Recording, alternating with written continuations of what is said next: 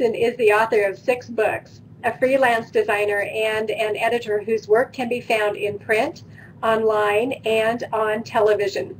Today, Lorene is helping us celebrate Christmas in July with her cool baby girl holiday ornaments. I'm delighted to welcome Lorene Mason. Hi, Lorene.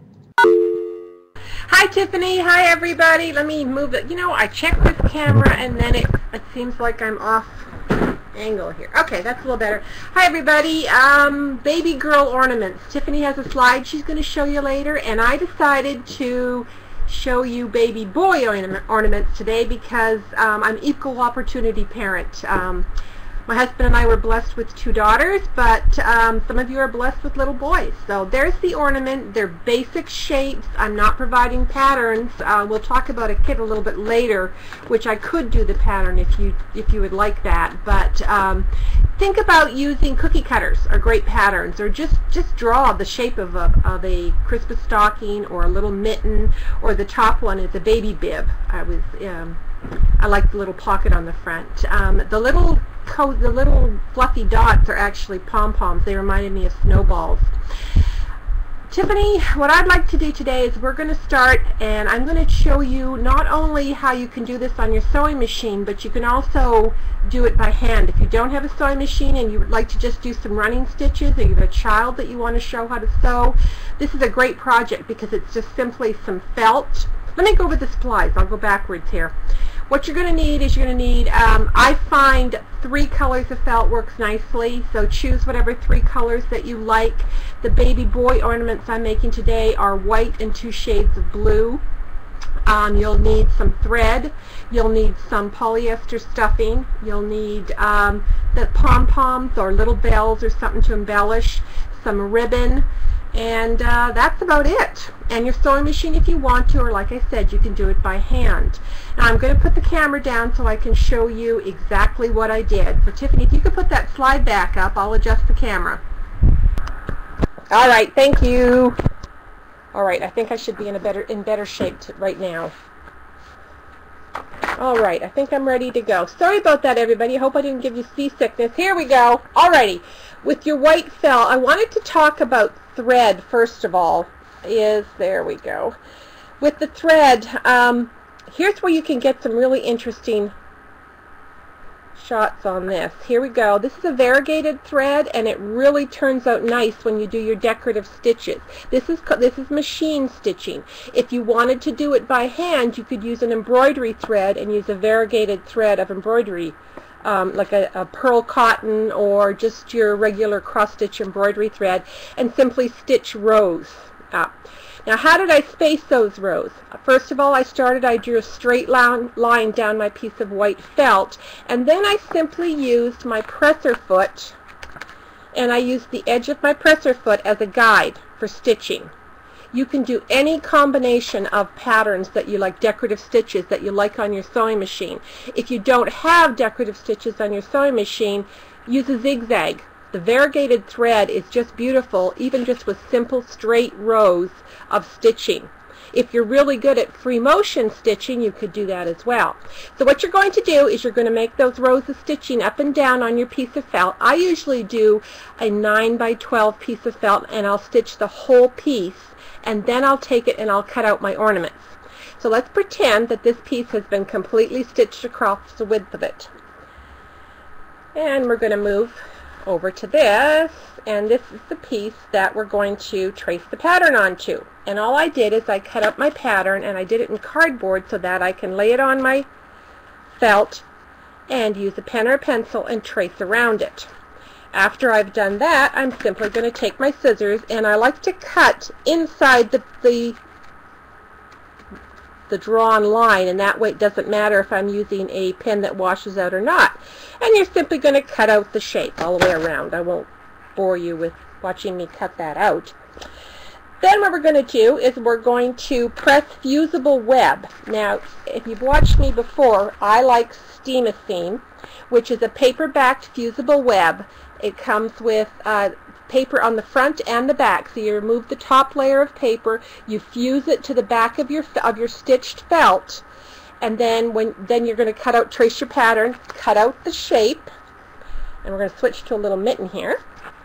Cut out the shape, remove that paper backing because you've got the one side left, and I'm going to fuse it to the second color of felt. And there we go. So take a nice hot iron, and you can read the directions on the steam machine, but we're going to fuse that right on top here.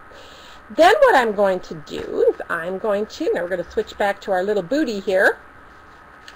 What we're going to do is we're going to take a decorative edge scissors. I've got a scallop edge scissor here, and if you can see the scallop edge there, and I'm going to cut out my ornament, leaving approximately 1/8 of an inch. And we're going to simply cut this out. Now this blue felt I've got here has already had the fusible web pressed to it. And there's my little booty. Okay?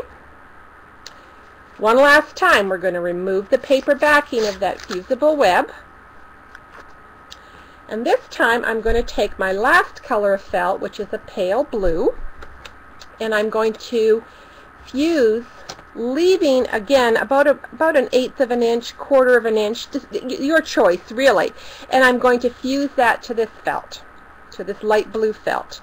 Then what I'm going to do is I'm going to put a second piece behind it, and I'm going to put a straight pin through everything. The reason I'm doing that is the one last time I'm going to take a regular pair of scissors and I'm going to cut around the ornament, leaving about 1/4 of an inch, 1/8 of an inch, whatever you choose, and I'm going to cut around the entire ornament. The reason that I do the 2 layers is that I have the exact same cutout. Because it's free, I'm just free cutting it. There's no pattern here. I'm just following the line. That way I know my front and my back are going to match. Once I've done that, let me find my little sample here. I'm all cut out, and here is where we're going to do a blanket stitch all around the outside edge. Now, if you choose not to do that, you could put this on your sewing machine and you could stitch all the way around here, leaving approximately a 2-inch opening along the top edge is what I do, because we're going to put some stuffing in it. Alright, blanket stitch, just so that you know how to do a blanket stitch here. I'll go over this. So now I've got a nice knot in my thread. Okay, I think we're good now. What I do is I have a knot on the end of the thread, and I usually use about an 18-inch length of thread, and I have a knot on the end of it. I embed that knot in the center between the top and bottom layer and come out through the top. I then, if you can see this, I wrap the thread around and I come back up through right beside the hole where I went in, and I pull the thread up. Now I'm going to come over to the edge, and I'm just going to stitch back in the thread that's crossing over. And the reason I'm doing is I want this thread, when I do my next stitch, I want it to be caught underneath the top thread. I'm going to move down approximately 1/8 of an inch, and I'm stitching up from the back. I'm going to stitch through to the front, pull that loop of thread up, but before I pull it taut, I'm going to insert my needle in the loop, and I'm going to pull. And that's the first blanket stitch. We'll try one more, going down the same. The key to doing this stitch is to get them even. And you continue all the way around the ornament. So I'm going to stitch all the way around here, coming around to the top edge. I'm going to leave this top edge open, right along here, and then I'm going to use stuffing. A polyester batting, leftovers, whatever you've got, and I'm going to insert that into the ornament, because this is all stitched all around. I'm going to insert that into the ornament, into the little opening here, until I get it nice and puffy. And let me show you this one over here. If you can see, this is pretty puffy here, and then you just stitch across the top. Now, for embellishment, I like to add some ribbon. We've got some pretty silvery ribbon here that we could add. I could do a hanging loop coming along the top here. I love the little pom-poms. They remind me of, oh, I can't find one here, but oh, here we are. The little white pom-poms reminded me of snowballs. And I put one of those on the end, or you can put one by your little bow up here. The other thing you might want to consider is buttons, beads, anything like that, is when you're finished and it's completely ready to go, put it on some newspaper or whatever and give it a good spray with some type of a sparkle glitter. Now you're not washing this. Oh, there's my timer. You're not washing this, so you don't have to worry that it's a washable glitter. It really is up to you. It can just be I find the spray on. You could even use a brush on glitter if you want to. But they're fun, they're fast, and I hope you enjoyed them. Thank you, Tiffany.